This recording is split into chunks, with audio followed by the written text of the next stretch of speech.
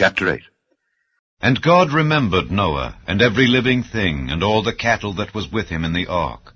And God made a wind to pass over the earth, and the waters assuaged. The fountains also of the deep and the windows of heaven were stopped, and the rain from heaven was restrained. And the waters returned from off the earth continually, and after the end of the 150 days the waters were abated. And the ark rested in the 7th month, on the 17th day of the month, upon the mountains of Ararat. And the waters decreased continually until the 10th month. In the 10th month, on the 1st day of the month, were the tops of the mountains seen.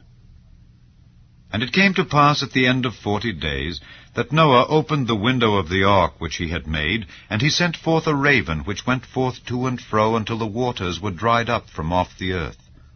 Also he sent forth a dove from him to see if the waters were abated from off the face of the ground. But the dove found no rest for the sole of her foot, and she returned unto him into the ark, for the waters were on the face of the whole earth. Then he put forth his hand, and took her, and pulled her in unto him into the ark. And he stayed yet other 7 days, and again he sent forth the dove out of the ark. And the dove came in to him in the evening, and lo, in her mouth was an olive leaf plucked off. So Noah knew that the waters were abated from off the earth. And he stayed yet other 7 days, and sent forth the dove, which returned not again unto him any more. And it came to pass in the 601st year, in the 1st month, the 1st day of the month, the waters were dried up from off the earth. And Noah removed the covering of the ark, and looked, and behold, the face of the ground was dry.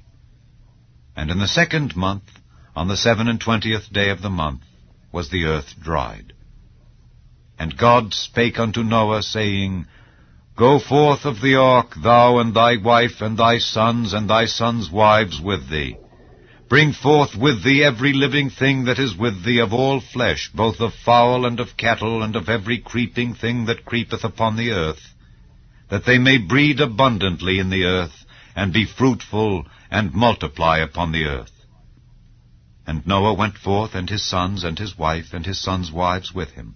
Every beast, every creeping thing, and every fowl, and whatsoever creepeth upon the earth, after their kinds, went forth out of the ark. And Noah builded an altar unto the Lord, and took of every clean beast, and of every clean fowl, and offered burnt offerings on the altar.